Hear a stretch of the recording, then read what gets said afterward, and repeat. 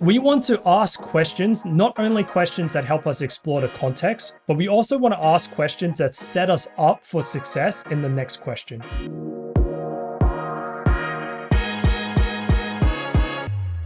I was muted. That was a mistake. Good morning, good evening, or afternoon, wherever you're joining from. Thanks for joining. I can see some people dropping in. As people drop in, feel free to say hi in the chat. So yeah, whilst you do that too, because there's a little bit of delay, and it's always good to see whether people can hear me. And you wouldn't have been able to hear me right at the beginning because I was muted. But I would love it if you can scan this QR code or go to Poll EV, and let me just change my view here so it's a bit bigger. Go to pollev.com, amurphy143, and drop a pin on where you're joining from, because I'd love to see where everyone's joining from. The previous webinars, we've thrown it all in the chat, but this is a really awesome way to just visually see it. So it's really cool. Plus it's anonymous and that type of stuff if you want. The other thing too is last month when I did this, I ran into an issue where we hit the limit of responses. I have upped that limit to a lot of responses, so we shouldn't hit that limit today. So hopefully we are good. So whilst you join in, yeah, drop it in the chat or try and drop it in here if that works as well. Hopefully it is working. If it's not, let me know in the comments. Cool. Whilst everyone does that, I'm going to just introduce myself and then we'll kind of move from there into the topic. I expect we won't have too many people from Europe because it's a bad time for them. For those who don't know and don't know me, so I'm Ant Murphy. I'm a product coach. I'm also the founder of Product Pathways, which at the moment is a self-learning platform for product management. I'm planning to build it out to be a lot more.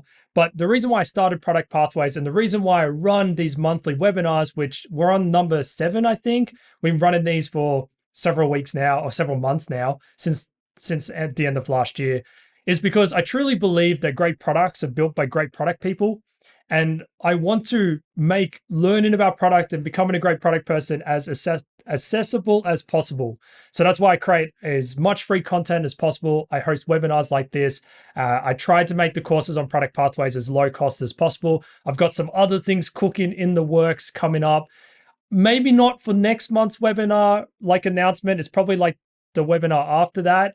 But yeah, it's in the works. So some exciting stuff there, that just trying to offer some more lower cost options to learn product, grow your career, and become a better product person. So really awesome to do that. And I truly believe that the products that we build can make a meaningful impact in the world. And I really just got to a point in my career where I thought helping other people do that and be able to build great products is probably one of the most rewarding and most meaningful things that I can do, and I can have a great impact. And so far, so good. I love coaching, I love teaching, I love doing this stuff. So I think I found my ikigai, as I like to say. But yeah, so we go between different time zones just because of where I am in Australia when it comes to these webinars. So this month's a little bit more US kind of based time zones, and then in other months we'll go back. So next month will be more of an EU time zone. So I apologize in advance for that. But yeah, cool.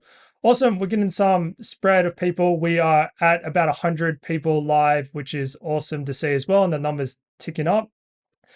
So cool. Let's kick into it then. Good to see where everyone's joining from. And it doesn't seem like we hit the limit. So success on that one. We learn as we go. Let me go back to this. So I got a lot I want to go through. So I'm pretty keen to just get straight into the content.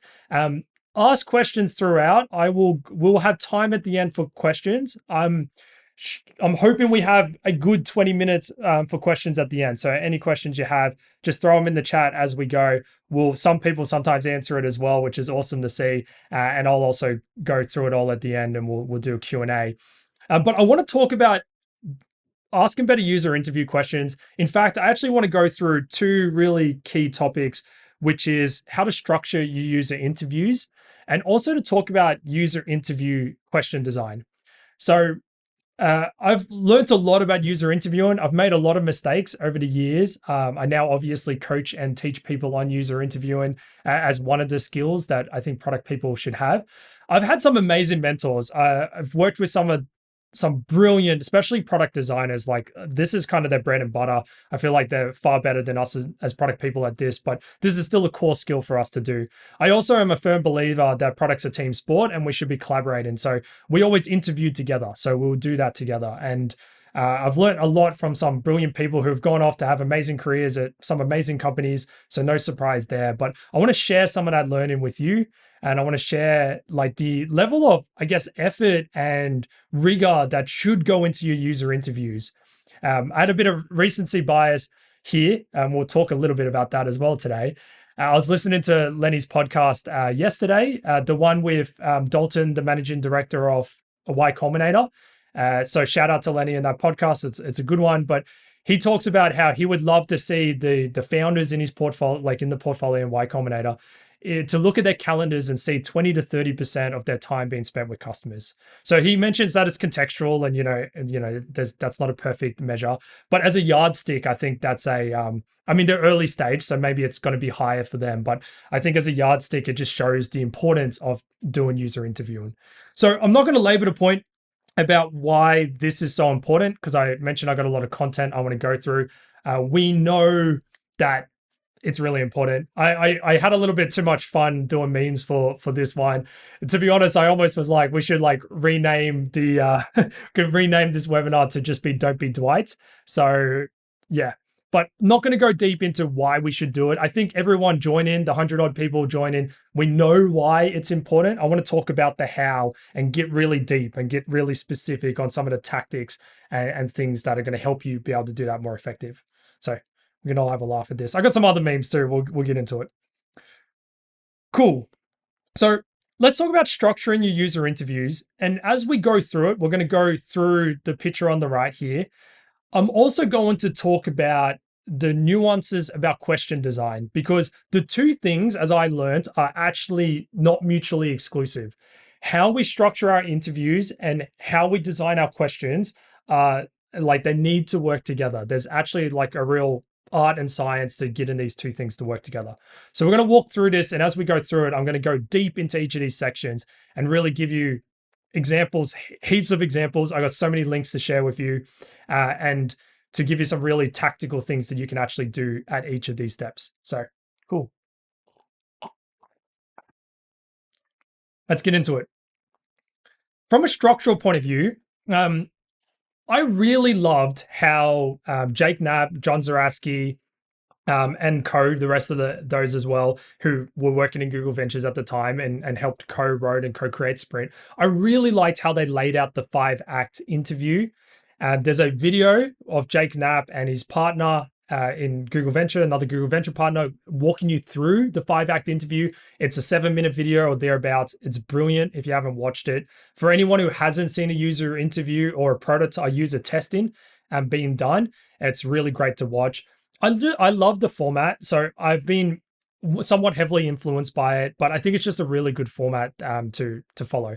Now, I had the privilege of actually doing the design. They do a design sprint kind of workshop training. I had the privilege of actually doing it with John Zaraski, who's the co-author of Sprint and also helped co-create it. So it was really awesome to also hear from them about how they came up with this and how to do this. But one thing that the 5-act interview is focused on very heavily is it's very focused on user testing over like user interviews. And what I mean by that is you can see in the 5-act interview, and I've bolded it, they talk about introducing a prototype. They talk about giving people tasks to do with that prototype. So it is very user testing focused. Now, there are times where you might not have a prototype. You might not be ready for a prototype, especially like early stage. If you think about like problem space, solution space, if you're really early in the process, you're still exploring the problem. You don't have a solution yet. You're not deep enough into it to really even start designing anything. So in those cases, you still want to interview your customers, and you're not really at the stage where you want to put something in front of them and give them tasks to do. In these situations, the way that I just modified this format, and I think this is just a really good format, this is what we're going to go through today, is you just take the prototype and the tasks out, and you just replace it with like core questions. Like what's the meat of the interview that you really want to ask and test about. And we're going to go through the specifics of how to actually design that and how to think about each of them. But this is the structure that I want to walk you through. And I wanted to give you the context of where I got the inspiration from and and how to run these interviews. And it's a really effective format. And it's just a very easy one to follow as well. So, yep. Cool. Let's go through each of these stages now, because each of the stages have a specific need, and there's also a lot of art and also a lot of like deliberateness and intention behind how we actually go through each of these stages. So starting with the friendly welcome. Now, the friendly welcome is a little bit of no-brainer because we need to just say hi and we need to break the ice and get the interview started. But it has a even more core purpose than that, and that is to relax the participant. Now, for a lot of the people that you end up interviewing, you need to empathize with them, right? Like we got to empathize with our users and our customers. The reality is, for a lot of them, this is probably the first time they've ever done a user interview. They've probably never been on that side of the table before. And as a result of that, they could be very stressed. Like they don't know what's going on. This is unusual, especially if you've invited them into your office and you're not doing it in their environment. You're bringing them into an unknown environment. It's awkward. It's uncomfortable. And it's really important that we relax them, because if we want to have a valuable conversation, we need to get the heart rate down. We need to relax them. We need to get them into the right mindset in order to answer questions. So our primary goal with the friendly welcome is to relax the participant. There are some secondary goals though, because there is a lot of admin to go through as part of the friendly welcome. And this is my checklist. Feel free to screenshot it. I'll share the Miro board as well after this as well, so you'll be able to go through this. I also have a link to an article that includes most of this information. But you obviously want to introduce yourself. You want to ask him permission for things like if you're recording it. Obviously, we need to ask permission. We need to have the permission to record. On a sidebar, you should also actually have like a legal document to get them to sign to say that they're comfortable with you interviewing them and recording it. And that's if you're going to record. Very important that you do that you get in their written permission. But I always like to reinforce that in an interview to actually, again, say, are you okay with proceeding? Are you finally okay we have your permission to record? You also want to set some expectation. You want to say like, this should take no more than X amount of minutes. And you might want to explain to them how the interview is going to go. So you might want to give them some heads up that like, hey, we're going to ask some questions, and then we have a solution concept or a prototype to put in front of you, or we have some deeper questions. And again, another thing to really relax them and reinforce, and they do a really good job in the video, the sprint video, is you want to also remind them or make them feel more comfortable that you're not testing them. You're trying to test the idea or the problem space, that they're not the one in the like hot seat. They actually do something. I don't know if this was deliberate on purpose, but I think you should do it deliberately. If not, in the video by Google Ventures that I mentioned with Jake Knapp, when you look at how they're actually positioned in that interview, they're not like on the other side of the table from each other. It's like an interview, right? They're actually sitting next to the participant. They're actually horizontal almost. And this already as like a reorientation of your body language and how you position yourself and the participant in the room, that alone is already going to relax them, because it's very like confronting to have people on the other side of the table from you. So the more you can kind of sit next to them as opposed to across from them, the better. So I'll generally try to, like, if it's a square table, sit on the corner and be as close next to them as possible without obviously invading the private space. The other thing, another common mistake I see here, just to touch on it, is you don't want to overwhelm them. Like, you don't want to have like 5 people in the interview with them. You want to have 2 at the most, one person driving, asking questions, and one person navigating, taking notes. And you want to introduce both of them. You want to mention you're going to take notes, but you don't want to overwhelm them with like 4 or 5 people. If you need to have more people synthesizing or something, a great tip to do is to live stream it into another room or onto people online, and then they can actually watch it. Now, if you're doing it online remotely, you can have the people turn their cameras off, or even better, you can look at tools where you can like basically cast it to another live stream so it goes somewhere else, and then they only have 2 participants on the call. or you can record it and make the people watch it afterwards. But you want to, again, minimize the number of people. Just to give you an example of the level of rigor that what good looks like, in my experience, this is an actual script from a user interview that I did. I copy pasted it basically and removed some stuff. But this is like what you want to basically say. And the other reason why I say script it, and we're going to talk a lot about scripting your user interviews, and we're going to talk about when not to script it as well during this. But the reason why it is so important to actually script it and to get to this level of detail is because you will forget something. I can tell you now, especially after you've done 10, 20, 30 interviews. Maybe when you get really, really good at it, you're good at not missing things, but you'll forget something. You'll forget to remind them that it's being recorded, or you'll forget to ask their permission, or you'll forget to set their expectations or something like that. And if you're not kind of getting through that checklist and you're not setting the interview up for success, and you need to really relax them. One final thing I want to share before we get to the next step in the interview here is that, and it's something that I like to do, and this was a practice that I got taught, and I think it's a really good one, is I always ask the participant their permission to proceed.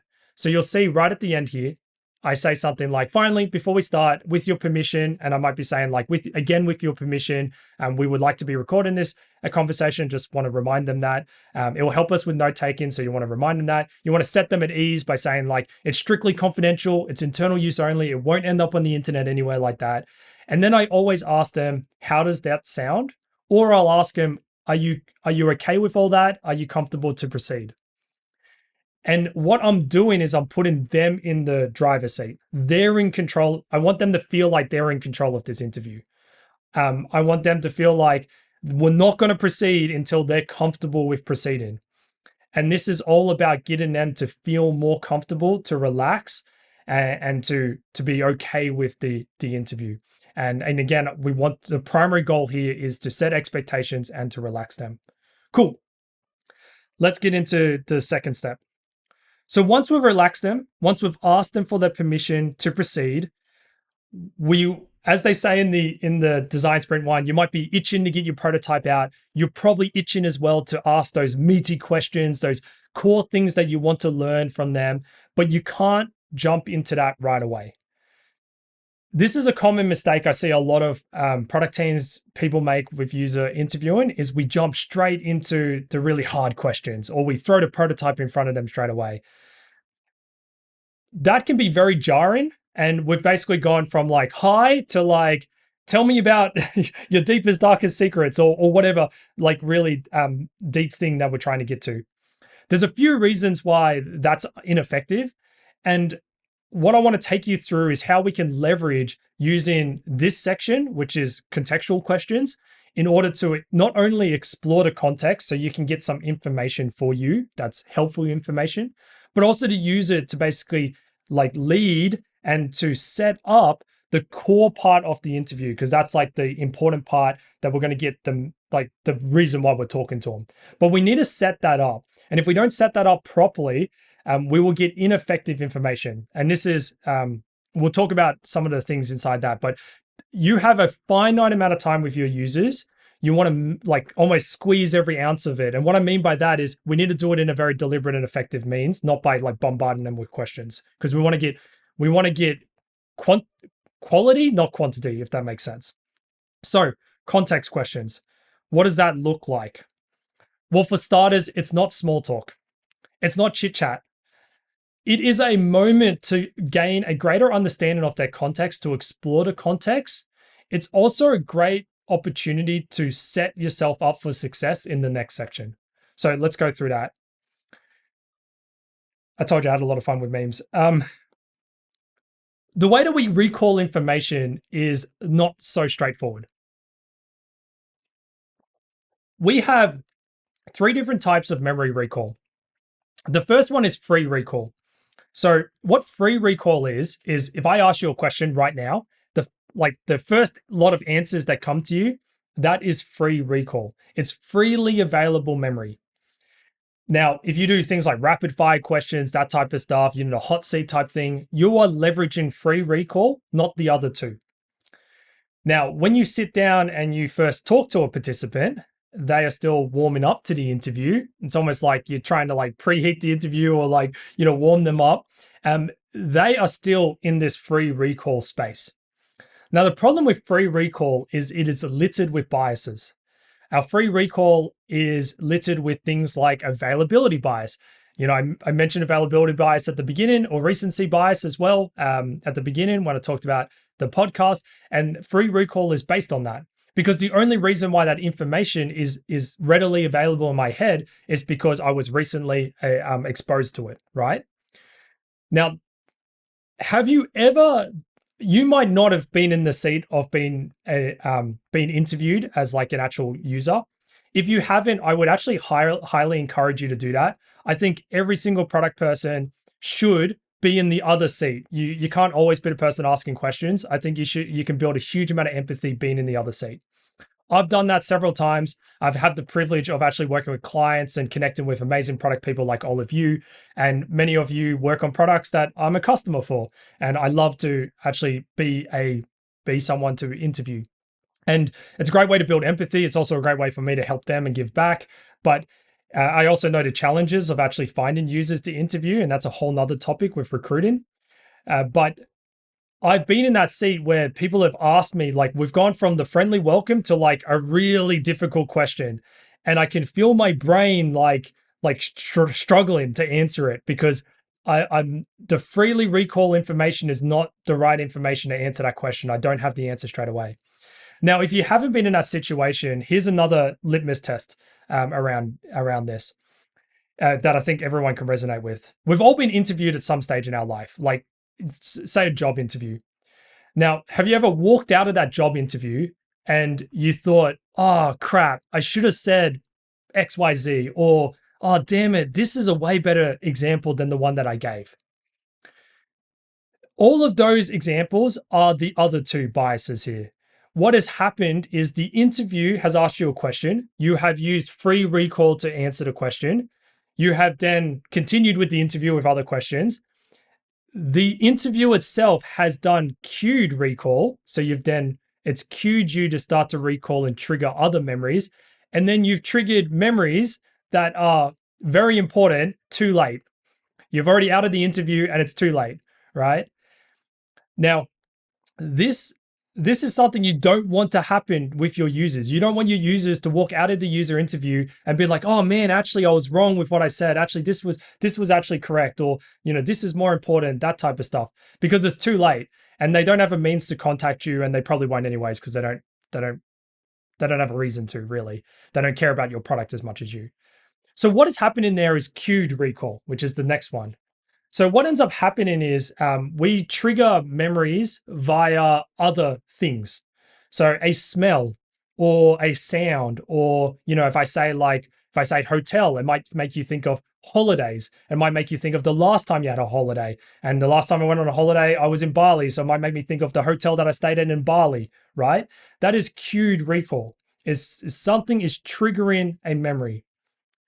What you can do here, actually, before I do that, I'll talk about serial recall. So serial recall is like cued recall, but we do it in a sequential or chronological order. So essentially, we remember things in a chronological order. So if you say like, okay, what did you do first? And then what did you do next? And then what did you do after? You'll be able to more easily remember that third step if you did it in sequential order, as opposed to trying to jump straight to that. Now, why do we care about all of this? I already mentioned the free recall stuff. But what we can do, and what we can leverage the context questions for, is we can use it to assist in recall. So what we want to do, and this is the reason why the way that we design our questions and the way that we structure our interviews are intertwined. We want to ask questions, not only questions that help us explore the context, but we also want to ask questions that set us up for success in the next question. So example here is like, do you do anything to stay healthy? And then the next question is like, maybe we want to explore questions around the gym. So I don't want to jump straight to asking them about the gym.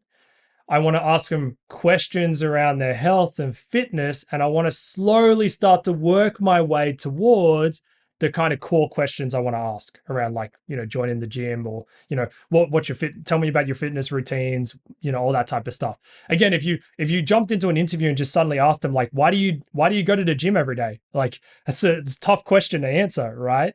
But if you ask them questions like, do you do anything to stay healthy? Is like health and fitness important to you? How important is it? What do you do in the week?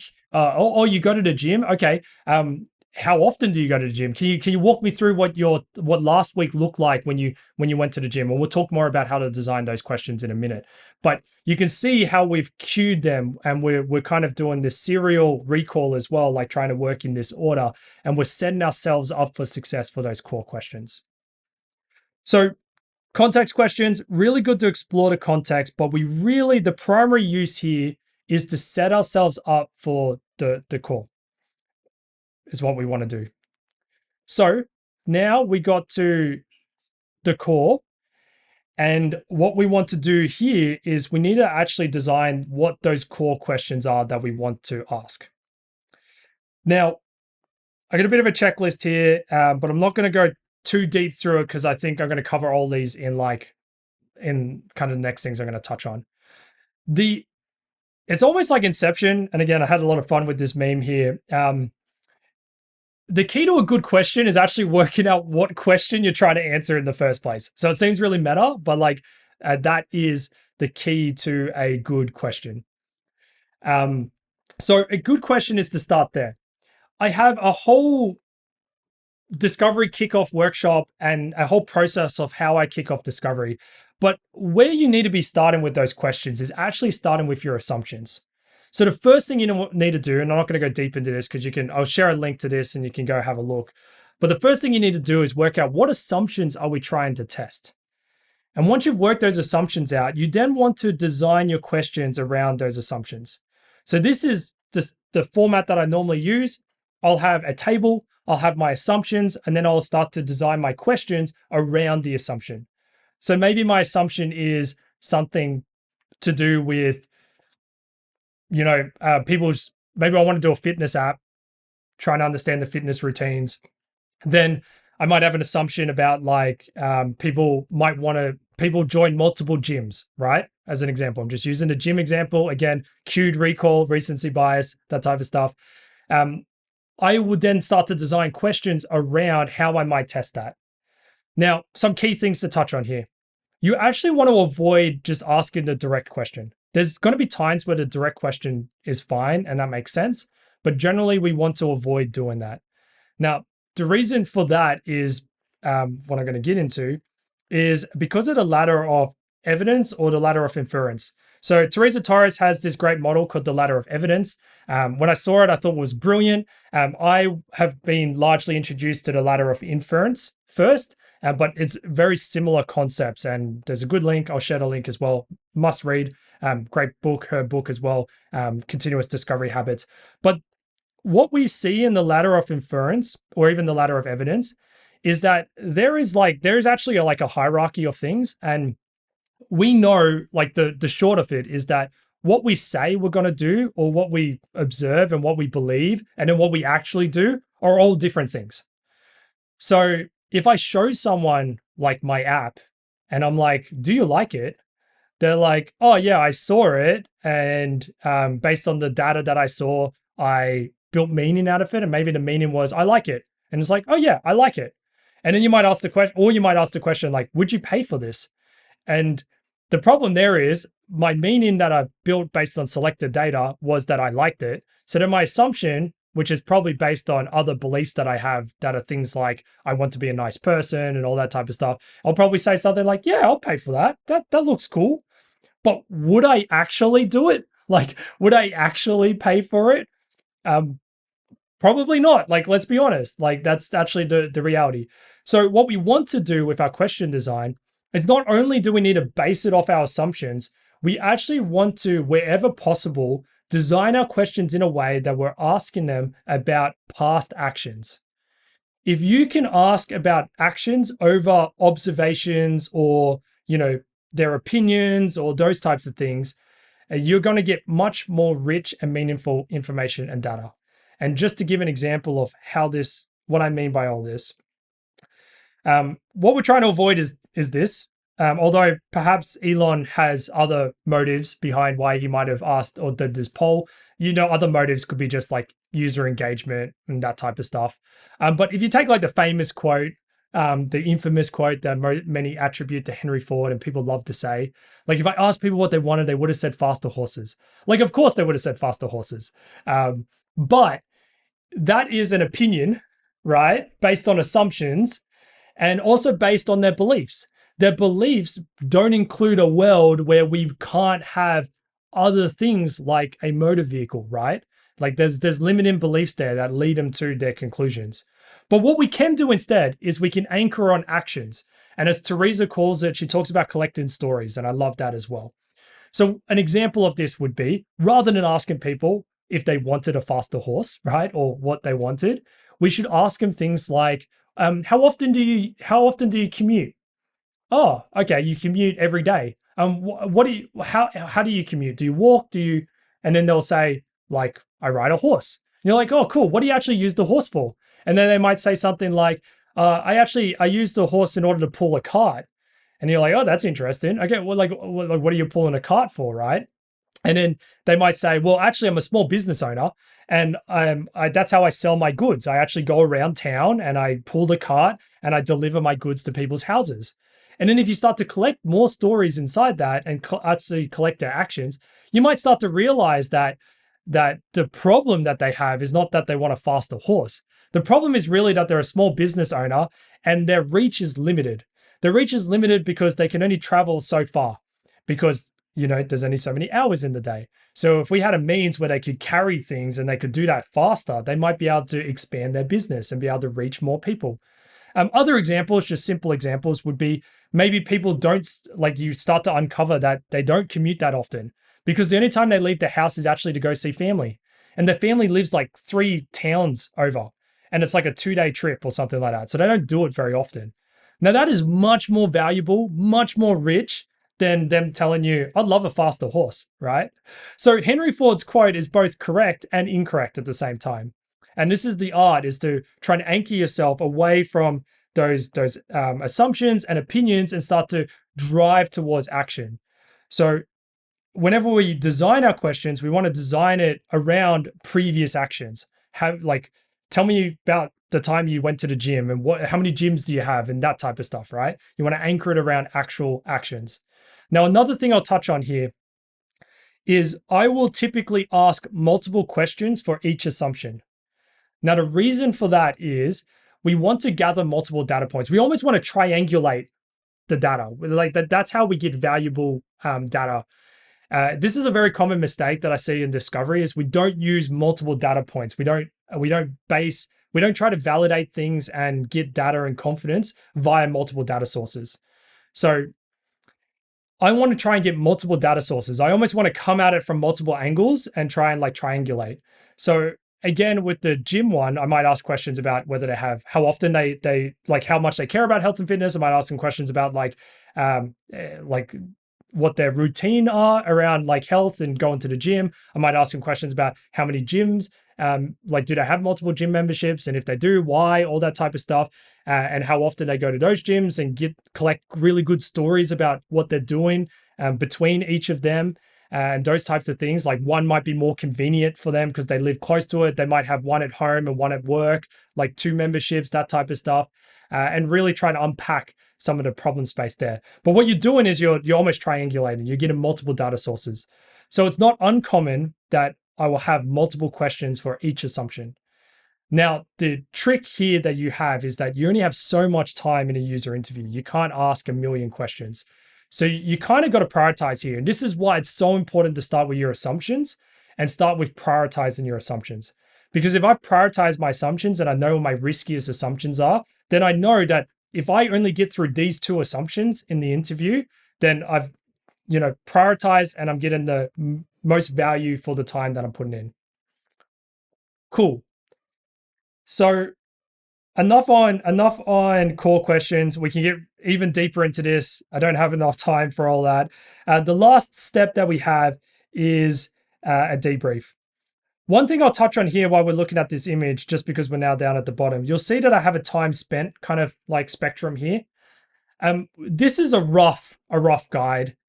What you want to do is obviously you want to spend the bulk of the interview at that core question part. If you use a test and you got a prototype, you want to spend most time there. But you want it to be shorter on the other ones. Core context questions can be a little bit longer because you're trying to set those core questions up for success.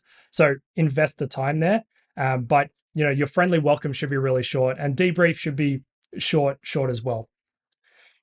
Just make sure you're managing your time was the point that I wanted to make there, because it sometimes can be a lot to get through in such a short period of time. And another common mistake I see is these really long interview guides, and they think they're going to get through 20 questions and you get through 5. Like, let's just be real. Like, that's what you're going to get through. Once you've done and set up the context and everything like that, you're only going to really get time for that number of questions. Cool. So the last step we have is a debrief. Now, debrief is super important. Like, don't skip this. Really important to make sure you keep 5 minutes at the end for a debrief. Now, debrief is going to do 2 things. It's going to give you an opportunity to play back some of the key observations you made and the key things you took down. And this is important because you can sense check it. Like, did I hear you correctly? Right? So you can ask them, you can basically play it back to them and make sure, get them to clarify, right? And see if you misinterpreted anything.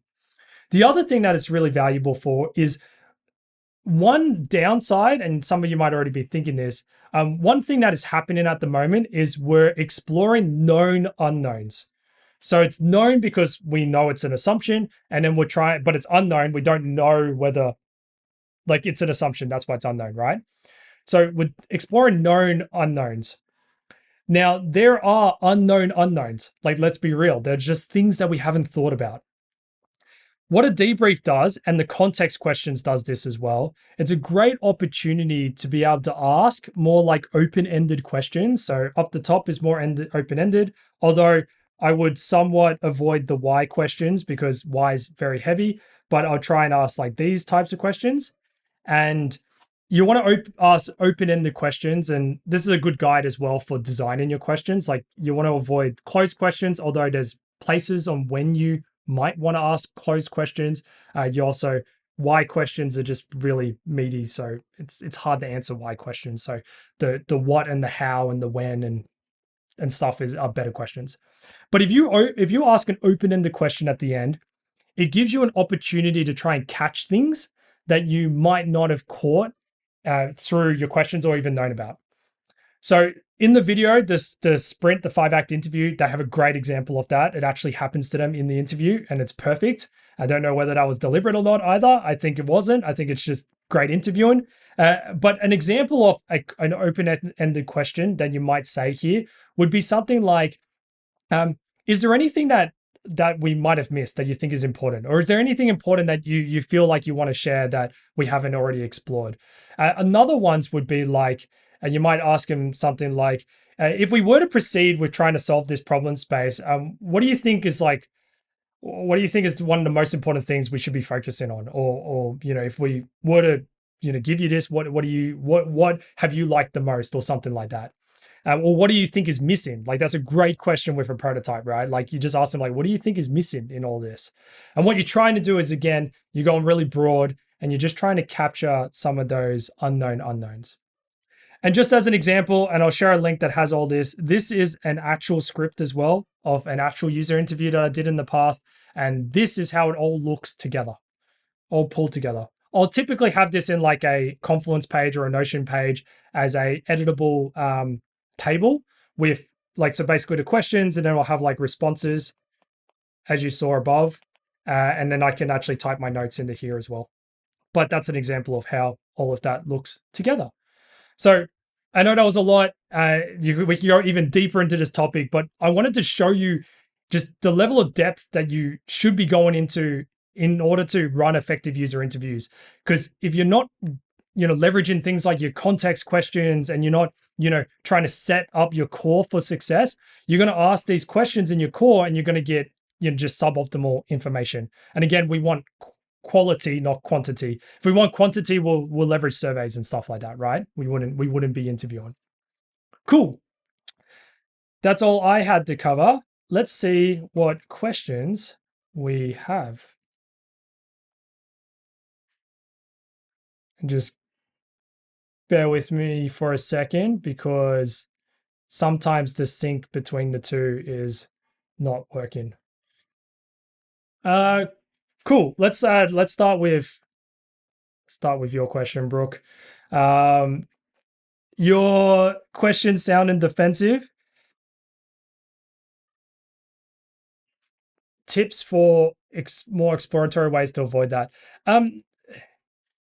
I mean, this is always an interesting one because, like, I guess I'd probably have to like unpack, and happy to chat with you, just because we know each other as well. Like, happy to chat with you, like offline as well, about like how are you designing your questions.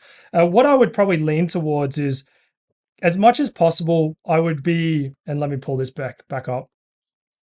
As much as possible, like I'd be thinking about like this pyramid, and I'll be trying to ask things that are like how or what or when, and just trying to open it up and ask more like but like being curious, as opposed to like, do you like this, or what do you think of this, or do you not, does this look bad to you, or something like that. You just want to be like really open-ended and be like, oh, what do you make of this, like, or yeah, what's your first impressions. That's always where I lean towards. So I tend to think about this pyramid is where I anchor myself. This is powerful questions. I believe it Coactive. I don't know if Coactive created it or whether they, but Coactive. If you Google Coactive powerful questions, they'll give you this monster list of like really good questions to ask that are like more open-ended questions. Now that comes from a coaching point of view, so that's how I discovered it, was coaching. But it's still an awesome tool to use inside user interviews. But I'll be just trying to like, how do I frame it in a way that I'm like, what do you make of this, or what do you think of that, as opposed to like closing it. That would be my main tip. But if you want to like go through your questions offline, happy to do that as well. Actually, I'm happy to do that with anyone, to be honest too. So like, I know Brooke, but like anybody else. Cool. Yeah, happy to go through a little bit more detail. I wanted to make sure we have time for questions. So like I said, like this is a topic we could spend almost like 2 hours on alone. So you can watch Teresa Torres's video. Like, I really like her ladder of evidence. She really simplifies it. So basically, here's just like the screenshot that she has. So go watch her video. It's excellent, actually. But you can see that at the bottom of the ladder, she has like, you're asking them what they would do. So you're asking their opinion. Then you're asking like what they've done in the past, and you're asking for specific stories, and you're asking them to show you, and then you're actually observing them in a real life situation actually do the behavior that you expected them to do. Now, from a ladder of inference point of view, this is just a mental model that was built by a psychologist, and basically the notion is that there is a pool of data. So we observe in the world and we see things, right? We make observations. We're selective on the information that we consume from that.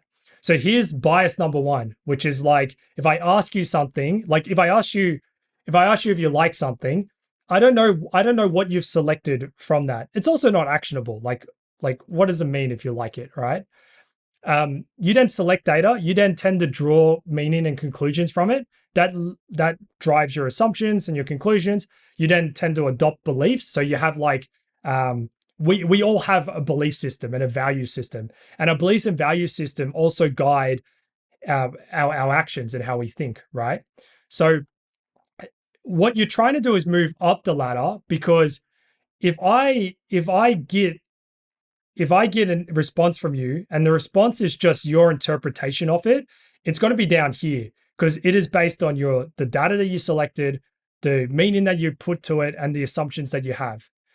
And that's not great data for me, because it's riddled with assumptions, right? Like, it's just not great data. What I want to do is I want to understand the top of the ladder. I want to understand the belief systems that drive their behaviors, and I want to understand their behaviors. In fact, I want to, like, as much as possible, I want real stories about their actual behaviors. So perfect example would be asking people, like, let's just stick with the gym example again, right? If I ask you whether you like to go to the gym?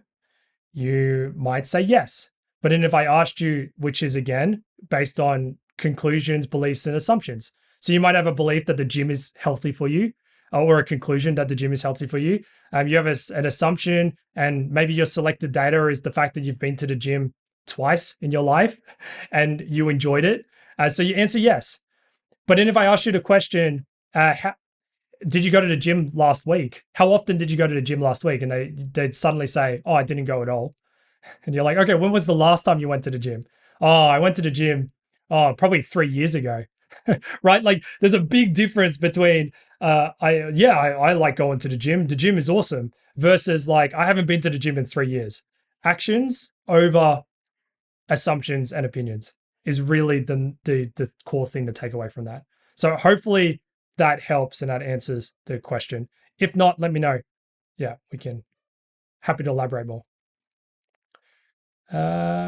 Cool.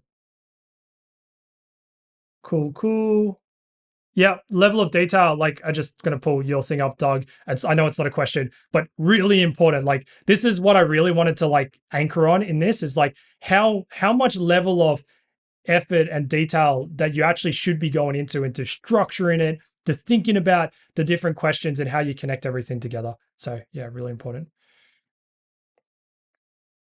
Cool. I don't know if I'm missing any because sometimes this doesn't sync. So trying to make sure that I'm not missing anything. No, cool. I mean, if there's no other questions, that's fine as well. If you do have another question, throw it in. But that is what I wanted to cover. I wanted to make sure we had a good amount of time for questions, and if we ended up with less questions, we finish early. It's fine. But I didn't want to spend like the whole hour talking about this topic because we easily could have. But I wanted to give you some really actionable things. So I shared a whole bunch of links, lots of great stuff in there. Link to a post that I talk about a lot of this stuff. Link to a template. Link to my discovery kickoff stuff. Link to the 5-act interview. The book, The Ladder of Evidence by Teresa Torres.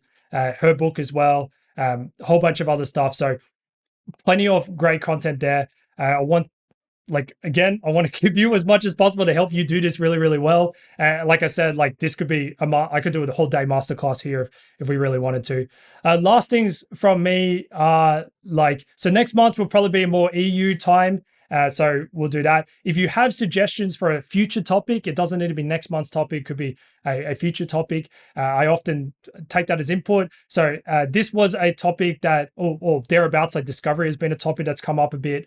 There was roadmaps last month was a topic that came up and that I did it on roadmaps. So if you have any suggestions for topics, let me know.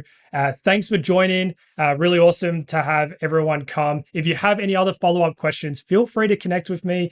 Feel free to DM me as well. I will go through the questions and make sure I answered everyone. If you do ping me, feel free to ping me. I will answer your question as well. So happy to do that. As I said, I've got some things cooking in the works for Product Pathways. Maybe not for next month's webinar, but maybe the month after or the month after that. So stay tuned for that. Hope to see you at one of those. I definitely want to do a bit of a giveaway on that one as well. So want to make that super awesome.